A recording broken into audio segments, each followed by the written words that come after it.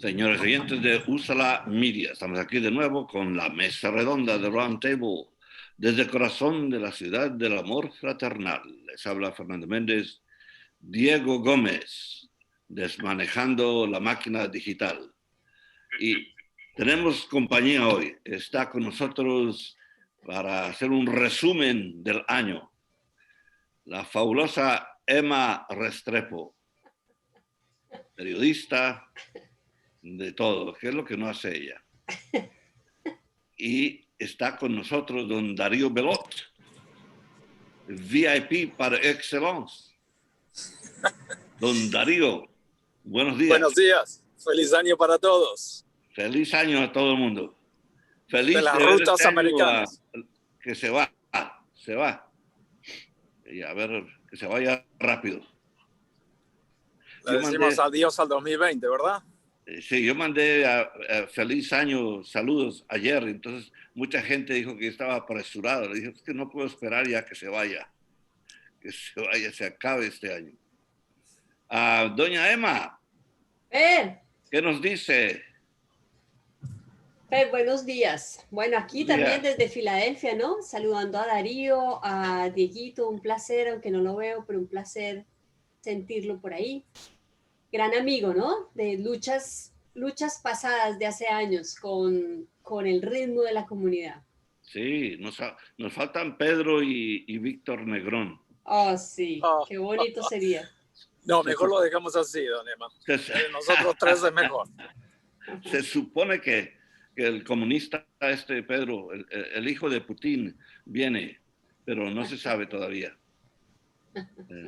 Él dijo que sí, anunció que venía. Pero vamos a ver si llega. En todo caso, a ver quién quiere responder esta pregunta. Dime algo, lo más malo del 2020, a ver. Pues yo creo que lo más malo del 2020 fue la muerte de George Floyd. Creo que todos acompañamos esa agonía, ¿no? De esos 8 minutos y 46 segundos de de estar en el suelo bajo la rodilla de la policía, ¿no? Creo que ahí todos morimos un poco y la policía pues perdió mucha credibilidad, ¿no? Aunque sabemos que los malos no son más que los buenos, pero sin duda pues un ataque frontal a la comunidad afroamericana o comunidad negra, sí. muy, muy duro, muy triste, ¿no? Y además que no fue el único caso, ¿no? Acuérdate que se multiplicó, hubo varios casos a través del país. Él como que representó ya el tope, ¿no? Ya de este targeting a las comunidades de color. Sí. Y la reacción no fue solamente interna, no fue solamente en este país, sino que a través del mundo se vio como un ejemplo de las injusticias que ocurren en Estados Unidos. Sí, fíjate que en Colombia también la policía mató a un muchacho que hacía grafitis, lo mató sin ninguna pena. Y en Brasil también hubo muertes a jóvenes, muertes injustas, ¿no? Sí, yo estoy de acuerdo con Emma, el tema de George Floyd dio a la luz el abuso policial, que muchos sabían que existía no solo en los Estados Unidos, pero sino también en Latinoamérica y en muchos lados de Europa. Salieron a la luz varios videos y tomó la atención pública a través de ese caso y se vio en varios. Y la gente, creo que la gente dijo basta, ¿no? Y todo eso en medio de una pandemia, Fernando y Emma, ¿verdad? Demostraciones de la gente por el abuso policial, demostraciones dentro de una pandemia que azotó a los Estados Unidos y sigue azotando a los Estados Unidos y el mundo. Sí, hay gente que dice que la reacción de la gente demostraciones violentas que se ve justificada porque es el único modo como tiene impacto esto, que una demostración pacífica no conmueve a nadie. Sin duda.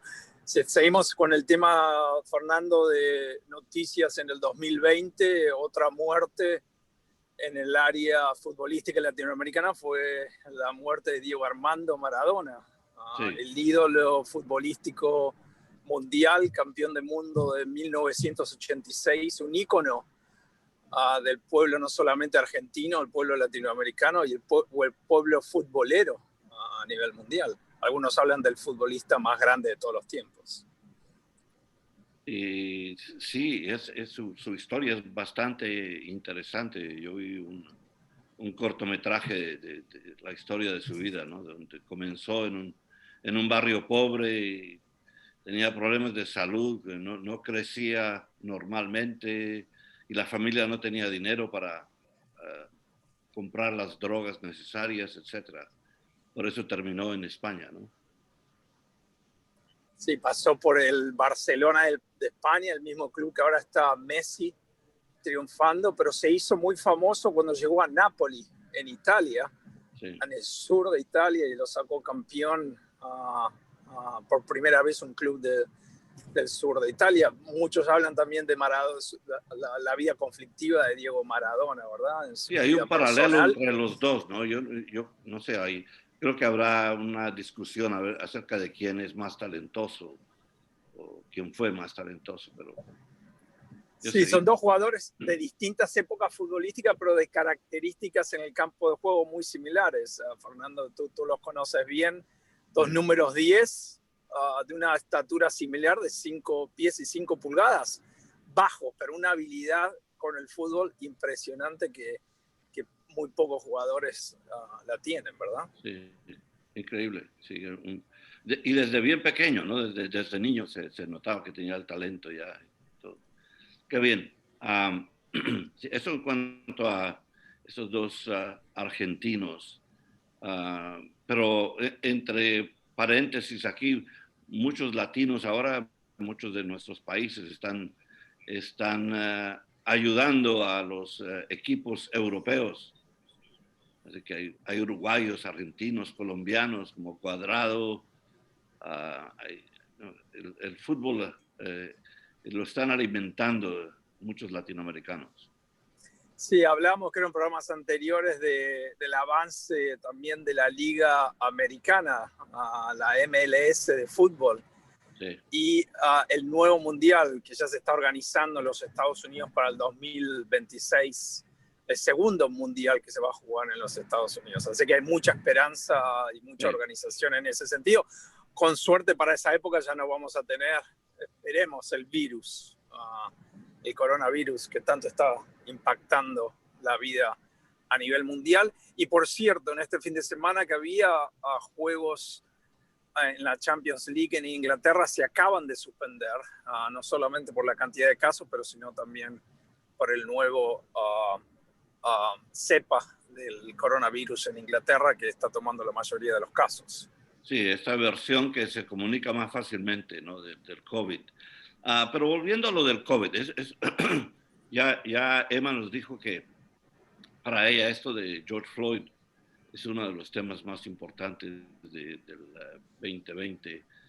El COVID necesariamente es uno de esos temas, porque destruyó no solamente la salud de la gente en Estados Unidos y a través del mundo, sino que destruyó la economía, una economía que iba pujante, y como un gran ejemplo lo que estaba sucediendo en Filadelfia.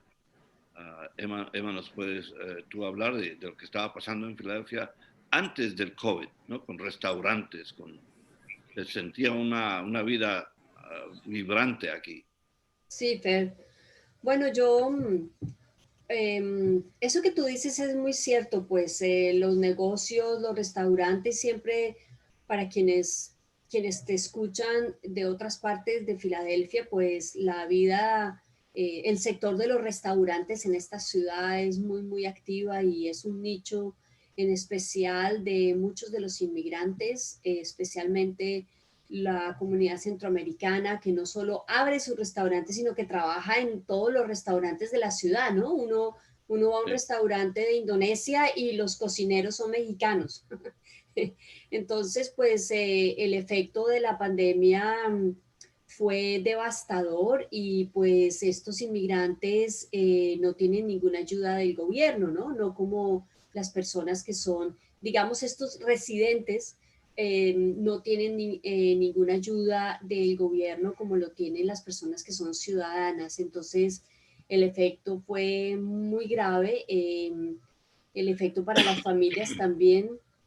Pero fíjate que yo no sé cuál irá a ser la evaluación del COVID de este 2021, ¿no? Pero hay cosas interesantes de la pandemia. Uno, este sentido y esta reflexión sobre qué estilo de vida es el que tenemos, porque la mejor vacuna contra cualquier virus es un buen un buen nivel de inmunidad, ¿no? En nuestro cuerpo y eso pues solo se logra con un buen estilo de vida.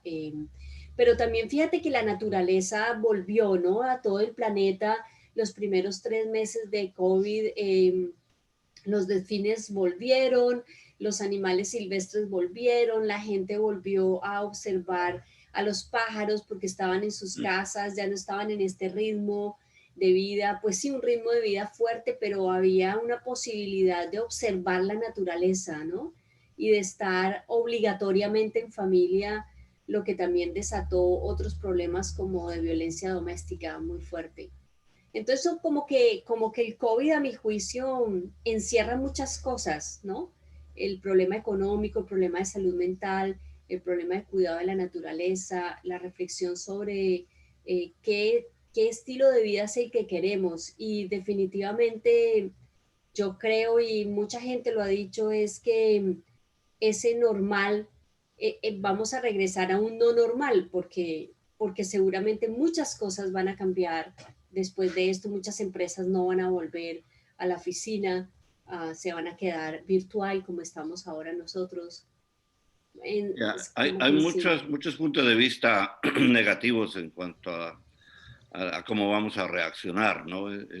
Creo que mucha gente está leyendo a Schopenhauer, que donde ve todo negativo, pero yo lo veo con un poco más de optimismo, donde yo creo que para comenzar, la increíble velocidad con que se crearon un par de vacunas y el número de vacunas que van a llegar al mercado bastante pronto. Hay una nueva de AstraZeneca, hay nuevas vacunas que van a llegar en febrero y marzo. Ahora el problema es agilizar la distribución y la aplicación de la vacuna. Y ahí es donde el gobierno ha fallado. Claro, parece que estaban diciendo, ayer leía un artículo de que se van a tomar 3 años en vacunar al mundo entero. 3 años. En 3 años me pregunto, yo no sé, imagínate, ¿quién va a saber cuántas cepas podría haber en 3 años? Yo no sé cómo funcionan los virus. Hicieron un ejemplo de un virus que atacó, creo que atacó a Nueva York. Creo que fue esa enfermedad infantil que da, no recuerdo ahora cómo se llama, pero que atacó a Nueva York y el alcalde de Nueva York impuso una ley estricta para que se vacunara a todo el mundo. 6 millones de gentes. En un mes vacunaron a 6 millones. Entonces, esa es la energía que hace falta en este momento, pero como sabemos, nuestro líder está envuelto en otras cosas y no ha respondido como debe responder a esta enfermedad. Eso, podemos hablar más tarde de eso, porque ese es uno de los problemas principales que enfrentamos aquí en el país. La falta de liderazgo, la falta de gente responsable al tope. Eso no se puede negar. Sí, eso es verdad, y esperemos que eso cambie en 20 días, Fernando, cuando va a ser el cambio de gobierno de Trump a Biden, como también uno de los principales eventos del 2020, ¿no? Las elecciones presidenciales en noviembre y la derrota de Donald Trump de un solo periodo de 4 años y la victoria del Partido Demócrata y de Joe Biden en la presidencia. Se recuperó más rápido la gente en esa otra epidemia, la pandemia que hubo en el principio del siglo XX, ¿no? Fue en 1918 por ahí. Y había causado muchos estragos. Murió más gente por la pandemia que por la guerra, que se terminó en esa época. Es posible hacer algo más de lo que están haciendo aquí en este país. Teniendo las vacunas disponibles, lo que ha hecho ese gobierno es negligencia, es increíble. Habían prometido que para fines de diciembre íbamos a tener 20 millones de gentes vacunadas. Apenas han llegado a los 2 millones.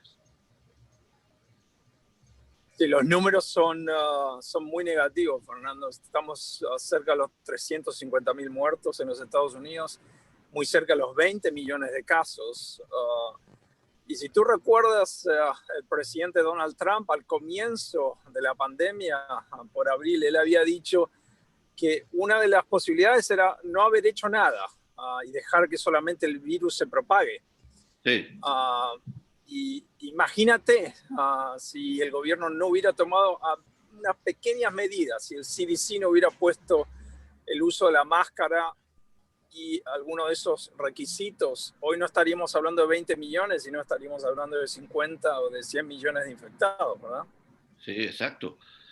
Pero ahí de ahí también, mira, del otro lado, estamos hablando de lo negativo, pero también lo positivo, que salió gente como Dr. Fauci y Birx, gente que expresaron una opinión diferente a la del gobierno y ellos impusieron su punto de vista finalmente.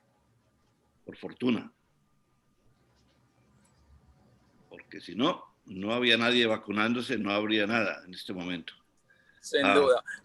Uno de los efectos que hablamos también es el tema económico, que tú bien nombrabas, Fernando, y el impacto que tuvo este virus en la economía, que sin duda ha sido fuerte, poniendo no solamente el país en recesión técnica, sino en números récords de desempleo desde la crisis de 1929 y desde los años 60 que se tiene registro de la tasa de desempleo. Algo muy interesante en el cual el presidente Donald Trump se focalizó es en la bolsa de Wall Street, que tocó niveles muy bajos en marzo y abril y después tuvo un recupero impresionante hasta la época de hoy. Sigue en números récord, pero sin duda esas no son medidas de la gente y de la población. Por eso la necesidad de los 2 paquetes de estímulo, no solamente a la gente desempleada, pero sino esos cheques que le llegan a la gente primero de $1,200 por allá por el verano del 2020 y ahora este nuevo paquete de $600 para la gente con ingresos por menores de $75,000. El gobierno ayudando a la gente en los Estados Unidos, tal vez no todo lo que sería necesario, y también ayudando a pequeñas y medianas empresas a través de préstamos y grants que le dieron a esos comercios que estuvieron cerrados durante la pandemia, ¿verdad? Yo creo que tú puedes hablar con más autoridad sobre lo que es el asunto de la economía, siendo un graduado de Wharton. Es algo que tienes en común con Donald Trump. Sí, con la única diferencia que yo sí aprendí en esa escuela de economía, Fernando. No así el presidente de los Estados Unidos. Bueno, él tiene, por cierto, él tiene una muy mala reputación en la Universidad de Pensilvania, en el Wharton Business School, como egresado de ahí. Sí, pero nadie sabe sus notas, nadie sabe qué sacó. Bueno, tampoco sabemos de sus impuestos, ¿verdad? No, exacto. Bueno, ahora sabemos un poco más, acuérdate. Descubrieron que no había pagado impuestos por 10 años y pagó $700 el año pasado. Sí, un maestro en una escuela pública pagó más impuestos que él, ¿verdad? Sí, tú pagas en un día $700, eso lo pagó él en un año. Sí. Sí. Increíble. Increíble. Bueno, eso va a ser parte ahora, creo, no solamente de la historia de los Estados Unidos, pero también un tema de investigación cuando Donald Trump deje la presidencia en este nuevo año, en el 2021, que ya poquitas horas empieza, Fernando. Sí, señor. Bueno, mientras estamos en esto, ¿por qué no mencionamos el hecho de que al señor Trump le hicieron su impeachment? Fue lo primero que se hizo en el 2020. Sí, un proceso, si recuerdas, muy político. No sé qué pasó ahí. Al presidente de los Estados Unidos. Tenemos problemas con Darío, no está llegando tus palabras no llegan completas. A ver si Okay. Debe ser un tramo en donde estás que no llegas fuertemente como antes. Sí, estoy en las rutas americanas, don Fernando, desde la Florida hasta Filadelfia por la ruta 95. ¿Y cuántas horas te lleva ese viaje? Es un buen camino, lleva unas 20 horas de manejo. Muy bien, pero sin parar. Estás como los astronautas. Sí, por supuesto.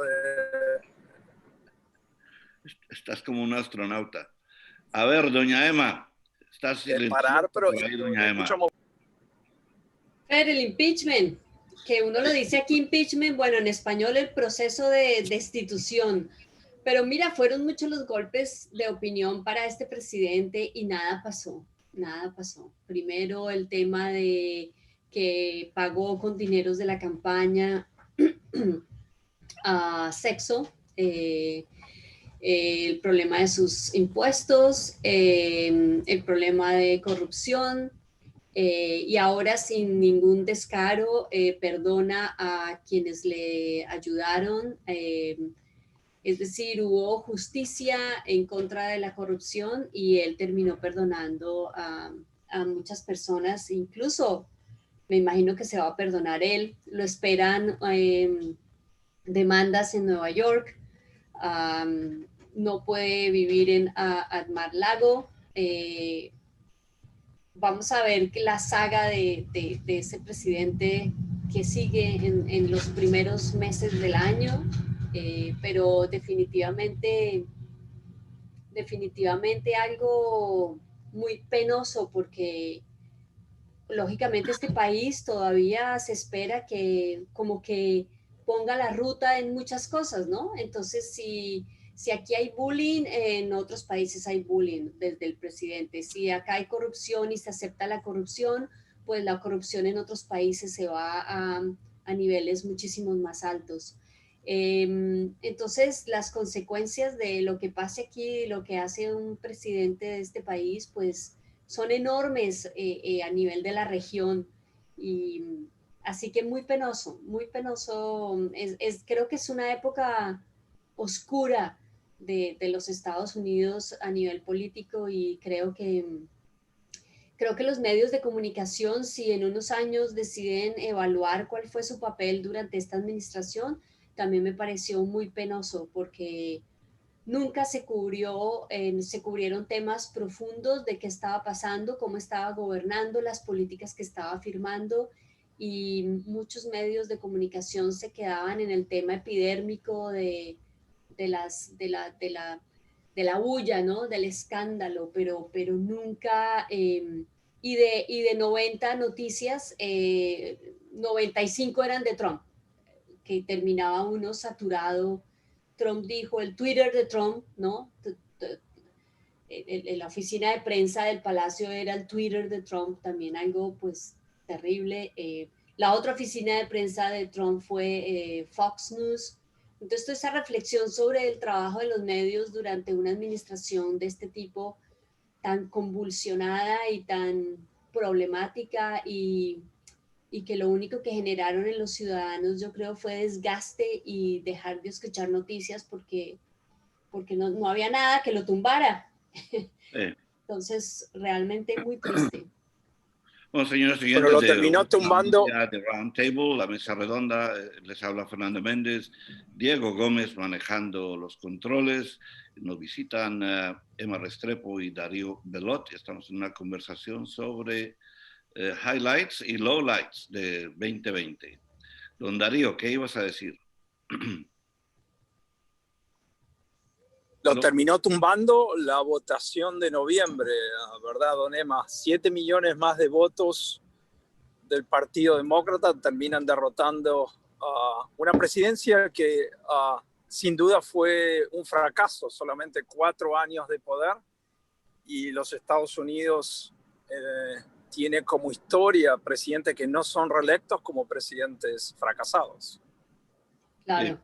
Hay una imagen que a mí me parece que como que muestra su derrota, y fue el momento en el que regresa del hospital y se quita la máscara con esta actitud de desprecio, de, ¿cómo decirlo? Sí, como de desprecio de la pandemia, lo cual mostró un total quiebre en la comunicación con sus ciudadanos, ¿no? Con su país, porque tanta gente perdiendo a sus seres queridos por un mal manejo de la pandemia, y este señor llega con esta actitud de Superman, de quitarse la máscara y de la pandemia no es nada, dismissing la pandemia, cuando mucha gente y pues hemos sufrido a todo nivel, ¿no? Entonces yo creo que esa imagen fue apocalíptica en términos de que él perdiera las elecciones, la reelección.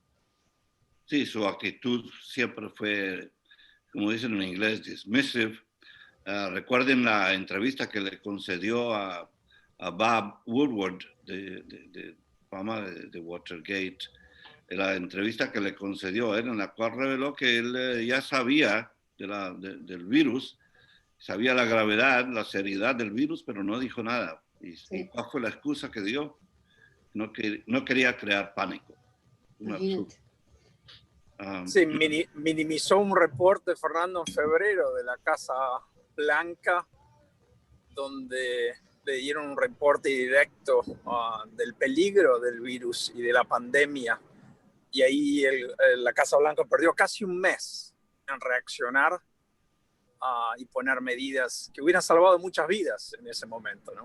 Exacto. Pero yo, volviendo a lo que decía Emma, me parece un tema muy interesante, son estos 4 años de la Casa Blanca totalmente enfrentado con la prensa a nivel nacional, ¿no? Y queriendo poner la prensa en contra de la gente. Es un fenómeno muy interesante que no se vio en los Estados Unidos y en otros presidentes.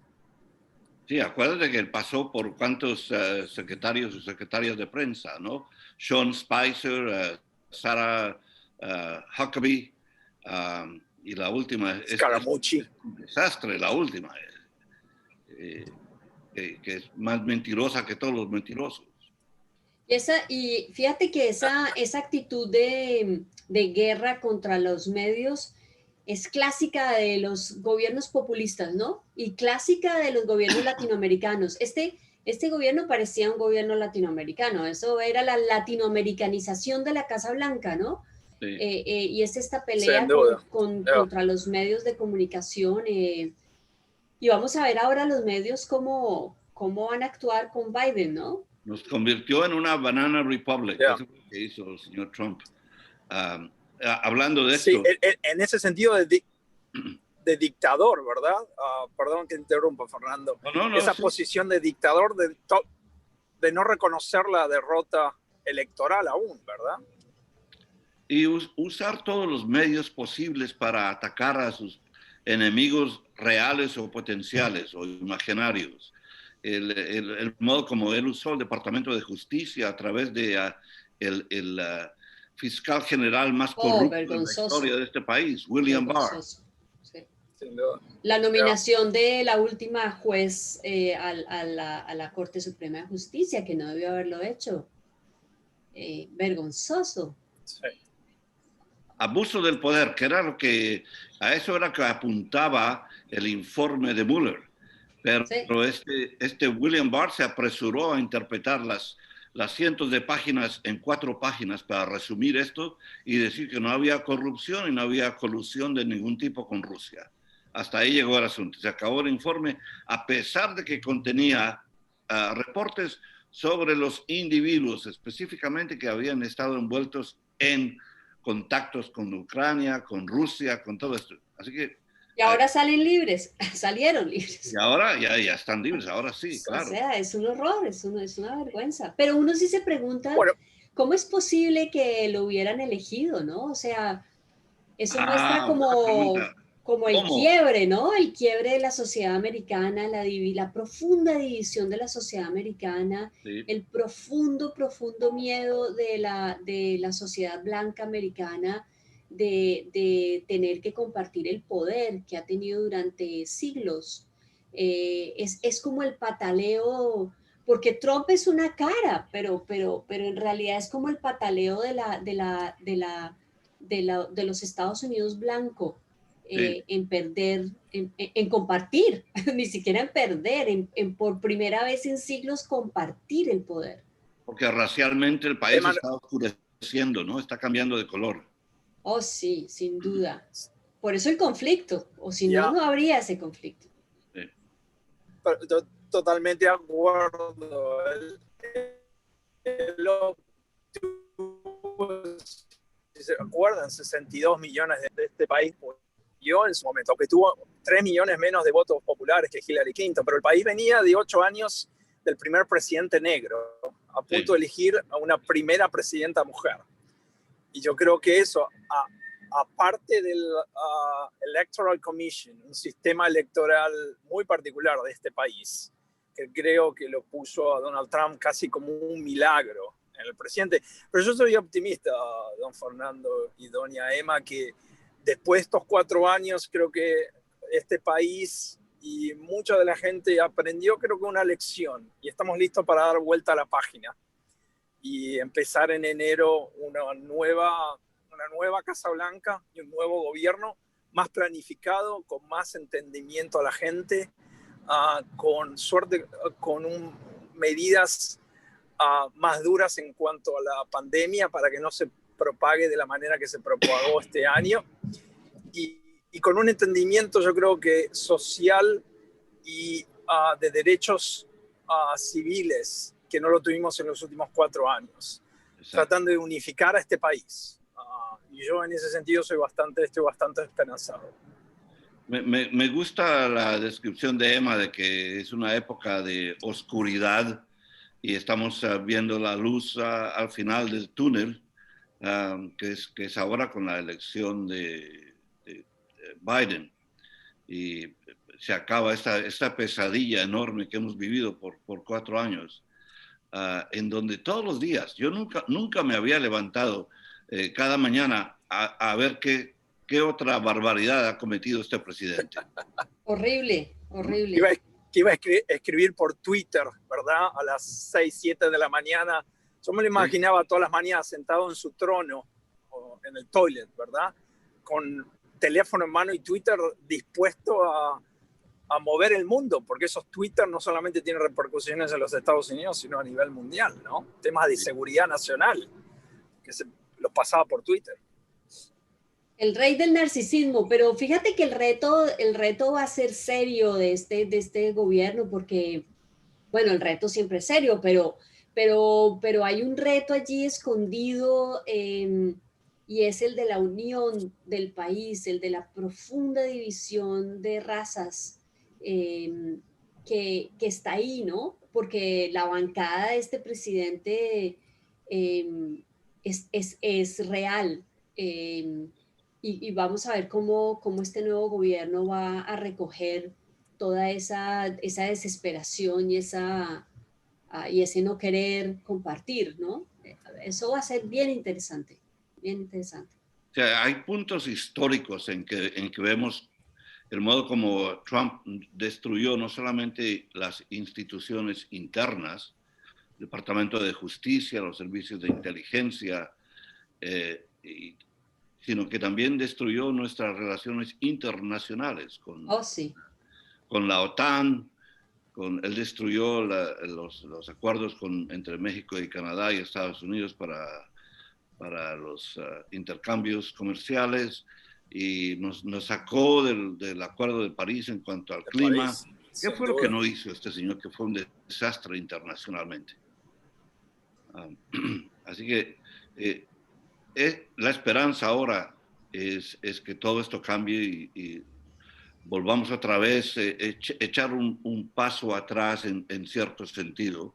Claro que uno siempre trata de avanzar, pero un paso atrás para reconstruir estas relaciones que hemos perdido a través del mundo. Así es. Porque estamos muy desacreditados, el país donde tú mencionas Estados Unidos, la gente, no, el presidente no sirve para nada, y el país está en mala situación y no ha respondido al COVID como otros países. No hay razón para que este país no haya tenido una mejor respuesta a esta pandemia. Aquí está la fuerza económica, la fuerza científica, el poder de inteligencia para combatir esta pandemia, pero no hubo ninguna acción positiva de parte del gobierno.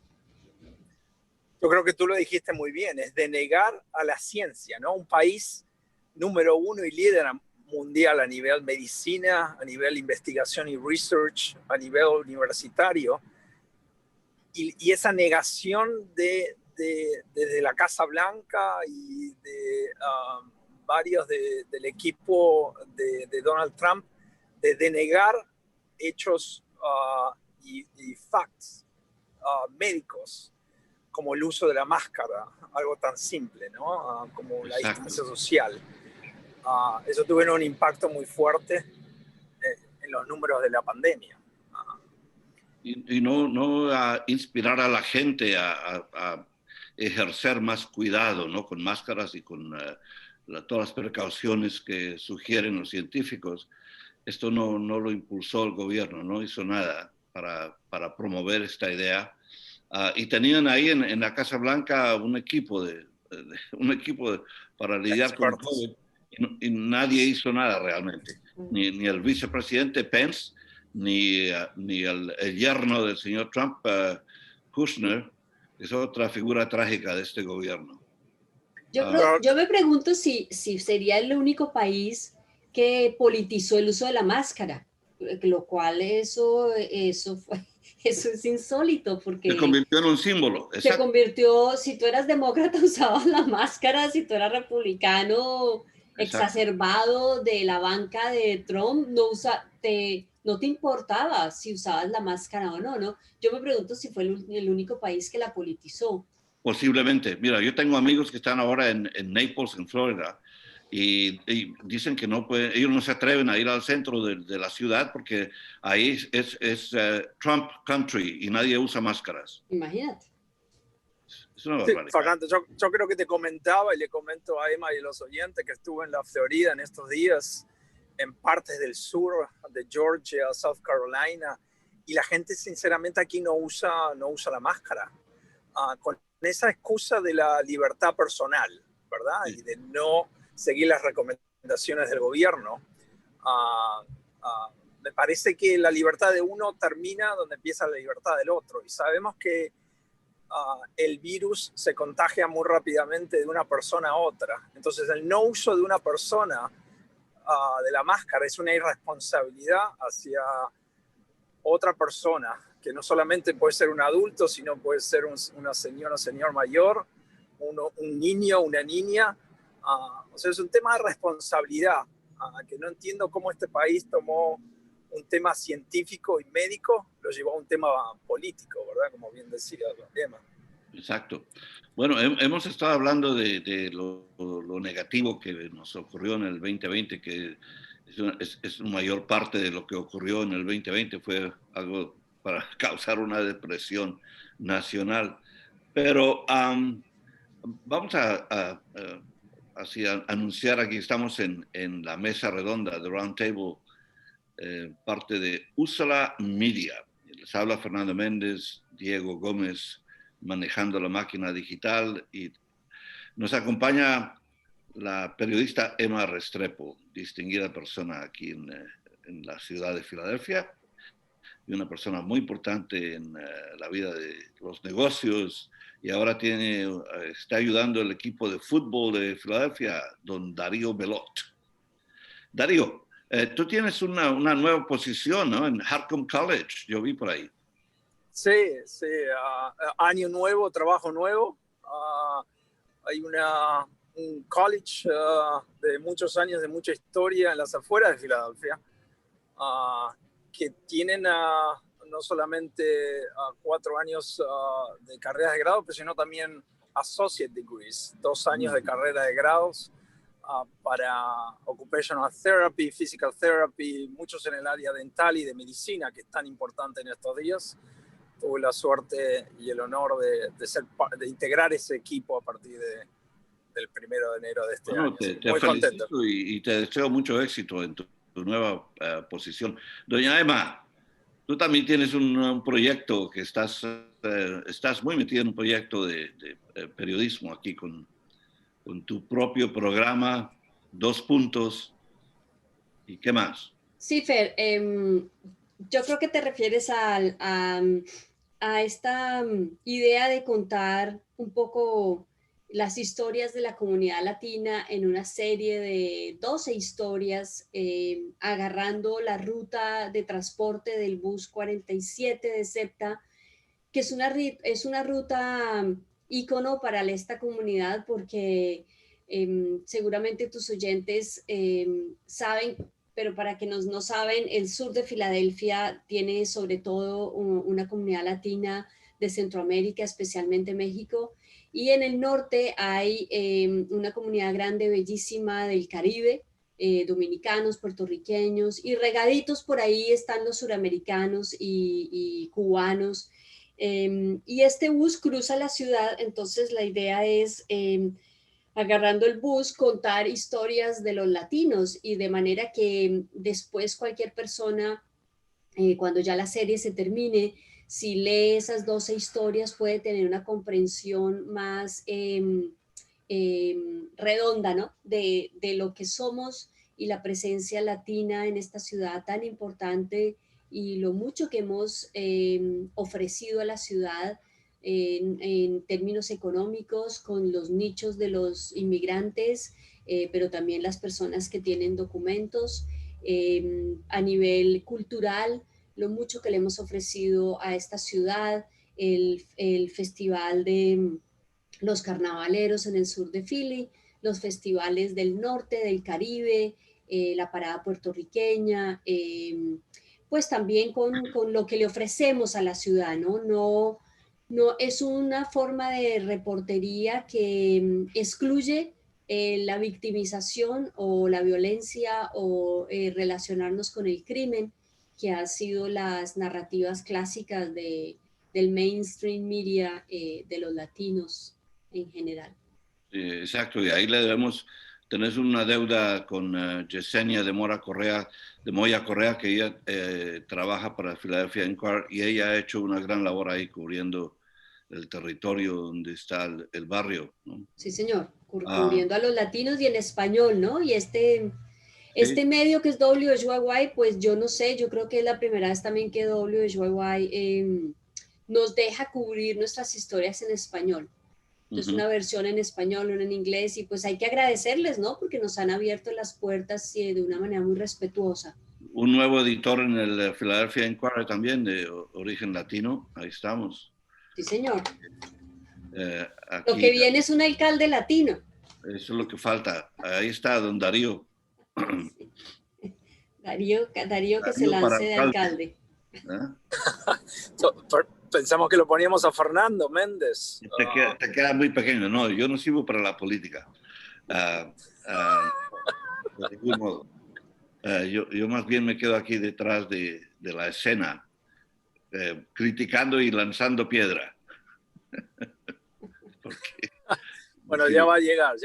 Hablando de las posiciones políticas, estamos tratando de colocar a un latino en el School Board de Filadelfia. En estos días el alcalde, Mayor Kenney, está eligiendo 3 nuevos integrantes del board, y ahí hay algunos latinos en la carrera, así que esperemos pero creo que ya los eligió. Representación en ese sentido. Ya salieron los nombres, ya ¿no? los eligió, sí. Y no hay ningún latino. Yo no vi ningún. Seguimos sin poca representación. Exacto. ¿Por qué tú no has echado tu sombrero en la arena, como dicen? ¿O sí? Sí. Tenía ahí tenía mi candidato ahí, pero no porque en mi caso yo estuve nominado años anteriores, pero Sí. no vivo más en la ciudad de Filadelfia, así que no tengo los requisitos. Tienes que vivir en Filadelfia. Sí, ahora que... Sí, ese es el problema, que cuando te has vuelto demasiado rico, entonces tienes que ir a estar en el main line. Ahí está un problema tremendo para ti. Porque ahora te vas a volver republicano también. Sí. No, ese eres tú y el terrateniente de Filadelfia, don Fernando Méndez. Sí, no. Yo sigo el camino de don Pedro, él es mi héroe, don Pedro Rodríguez, el socialista par excellence. Sí. Bueno, vamos a traer a don Pedro y a don Víctor para hacer esas luchas entre la izquierda y la derecha, Fernando. Exacto. Bueno, aquí estamos en USA la Media, la mesa redonda de Round Table. Les habla Fernando Méndez, Diego Gómez controlando el tablero. Estamos con Emma Restrepo y Darío Belot. Ahora, nos quedan unos minutos. Yo quiero preguntarles, ¿cómo ven el futuro? ¿Vamos a recuperarnos económicamente, socialmente? Hay mucha división política en este país.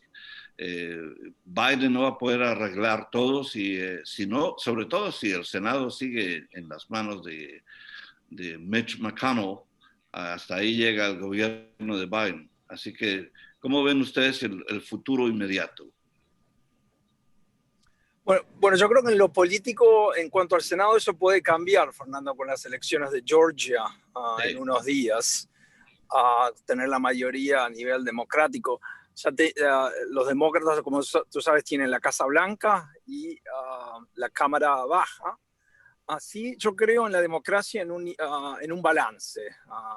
No creo que todo republicano, todo demócrata sea un buen balance. Así que en ese sentido hay que estar bien atento a estas elecciones de Georgia, bien importantes en los próximos días.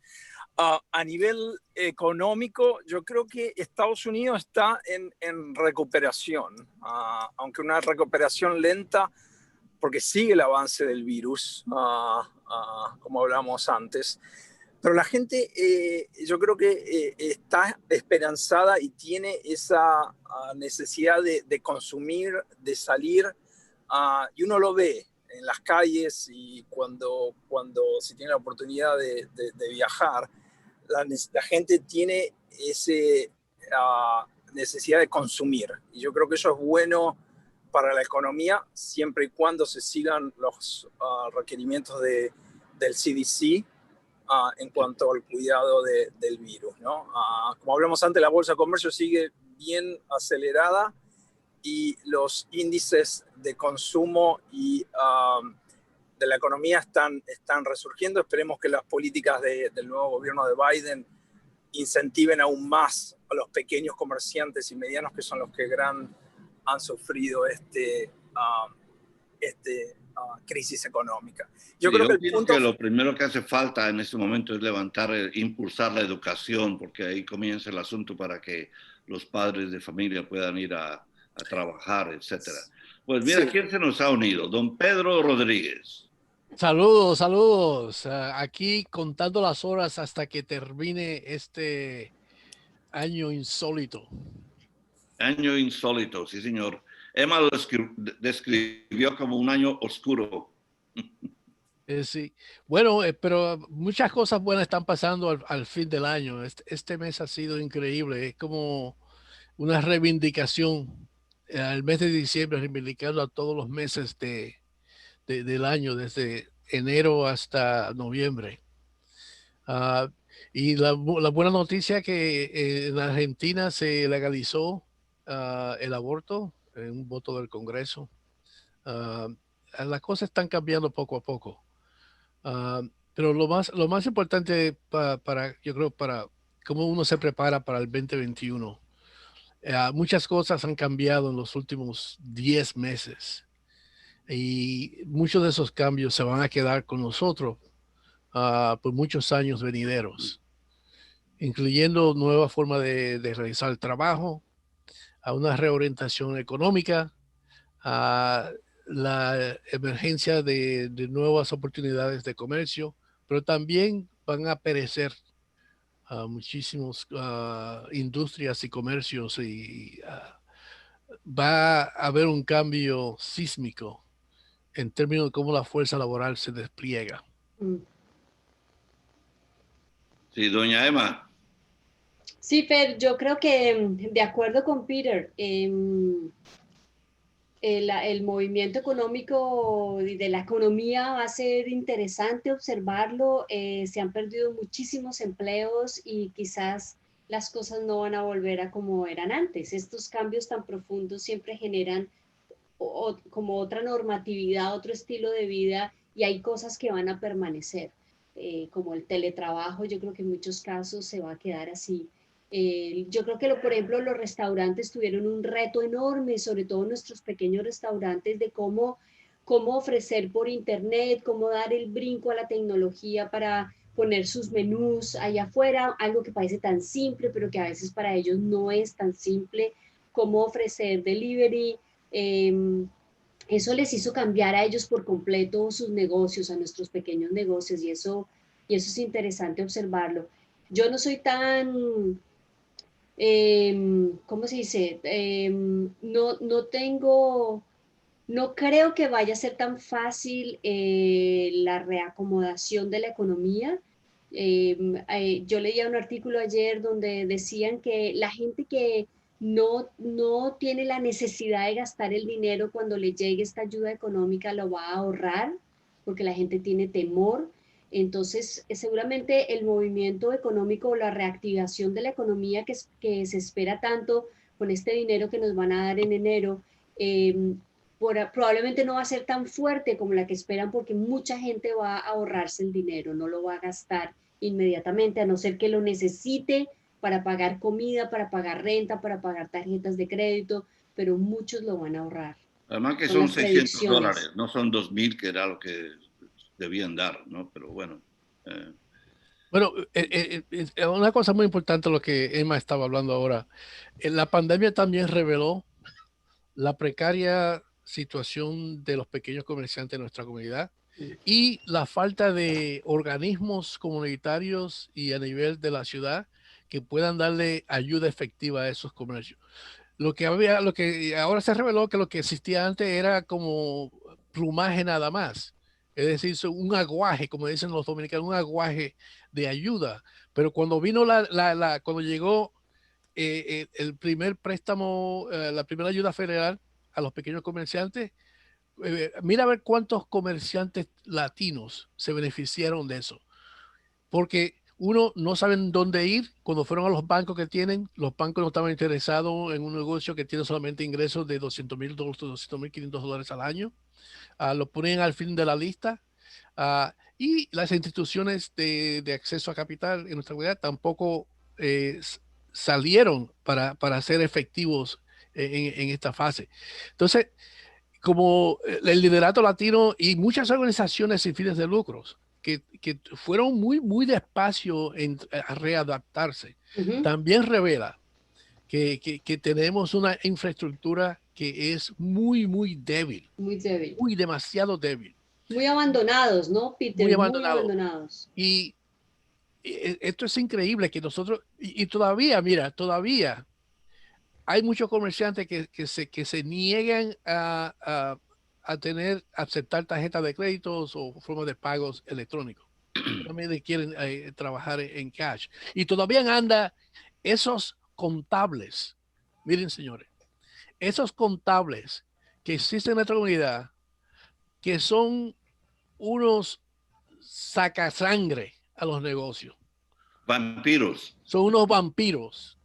Eso, ¿entiende? Que están dañando, no individualmente a los negocios, pero dañan a esos comerciantes, los están dañando la habilidad de nuestra comunidad de progresar económicamente. Sí, señor. Porque, mira, para el préstamo del PPA, que el primero le estaban cobrando 3% de monto total a los comerciantes, un pequeño comerciante que estaban desesperados. Y dice, yo te lleno los papelitos, eso. Tienes que darme 3% de lo que te dan. Oye, eso. Oye, eso. Aquí tenemos que meterle las autoridades contra ese tipo de negocios, de los contables que existen aquí, que es, bueno, como dicen en inglés, son leechers. ¿Entiendes? Y las autoridades aquí, la fiscalía del estado y de la ciudad, se han hecho sordos, no han puesto atención a este robo que están perpetrando. Ya tienen décadas haciendo esto en nuestra comunidad. No, don Pedro, eso se merece un programa entero, así que si usted desea, podemos hacer esto en enero y volver a tratar el asunto. Yo quiero preguntarles a los tres ustedes, antes de llegar al fin de esta edición de la Mesa Redonda, estamos a punto de inaugurar un nuevo presidente y él dice que en 100 días él quiere cambiar un montón de cosas. Pero yo digo, bueno, digamos diciembre del 2021. Dígame, ¿a dónde estamos en diciembre del 2021, doña Emma? Wow, Fer, ¿a dónde estamos y lo que yo sueño? Porque se me mezclan las dos. A mí me encantaría ver mucha fuerza en la vicepresidenta, en Kamala Harris, y ver que por primera vez se le da un papel fundamental al vicepresidente, que desde el principio ella va a ser una figura tan importante como la del presidente y que va a significar un cambio en la manera de gobernar. Exacto. Don Pedro, para el final del año, ¿dónde lo ve? Bueno, diciembre del 2021 yo estaré en la península de Samaná, la República Dominicana, tomando los rayos del sol y pescando un bacalao. Bueno, bacalao son demasiado grandes. Eso no es Rusia o Cuba, la península de Bacará. Sí, oye, Vladimir. Samaná, no, búsquelo, Samaná. Tienes que visitarlo un día de esto, compañero. Tu amigo Darío. Vladimir también va para allá. Sí. Pero yo creo que vamos a tener todavía, vamos a ver el comienzo de la campaña de Kamala Harris para presidente en el 2024. Okay. Yo creo que se va a tomar todo este año para ella estar solamente preocupada por las necesidades del país. Es posible vacunar a 100 millones de personas en 100 días. Israel va a vacunar 20 millones, que es un país muchísimo más pequeño. 20 millones para ya al final de febrero lo va a ver. China lo está haciendo. China va también a jugar un papel muy clave en la vacunación de casi la mitad de América Latina. Ya usando la vacuna china, ya comenzó a dar los créditos necesarios para que esos países puedan comprar la vacuna y el equipo que necesitan para hacerlo. Pero todavía van a quedar muchas áreas en el mundo donde todavía estamos hablando del 22, 23 para que lleguen a vacunarse, como parte de África, parte de Asia. Pero Don Darío, se nos está acabando el tiempo. Yo creo rapidito. ¿Dónde estamos? Diciembre del 21. Bueno, una recuperación económica, saliendo de la recesión y con suerte un crecimiento económico más acelerado con un plan económico de este presidente. Pero yo creo que el desafío más grande de este presidente del 2021 en los próximos años, creo que lo decía bien Emma, que es la unificación de este país. El país está claramente dividido en dos. Black Lives Matter versus All Lives Matter y cada división social. Él tiene una responsabilidad y tiene experiencia en ese sentido de cómo traer a los dos extremos de este país con un objetivo claro que es la recuperación de los Estados Unidos en una unidad. Bueno, amigos, muchas gracias por estar en el programa de hoy en la Mesa Redonda de Round Table. Que tengan un feliz año. Y feliz año a Diego Gómez, nuestro gran compañero. Así es. Un feliz año para Dieguito. Feliz año a todos, Peter, Darío, Fer. Cuídense mucho. Feliz año. Darío, y a ver si nos juntamos por allá arriba en Germantown Avenue para tomar un par de cervezas. You got it, my friend. Un abrazo. Tú pagas, como siempre. No, claro. Fernando paga. Hasta la vista. Bye bye. Adiós. Se despide Fernando Méndez en compañía de Darío Gómez, controlando la máquina digital. Estuvieron con nosotros don Darío Belot, Pedro Rodríguez y la periodista Emma Restrepo. Los esperamos hasta la próxima.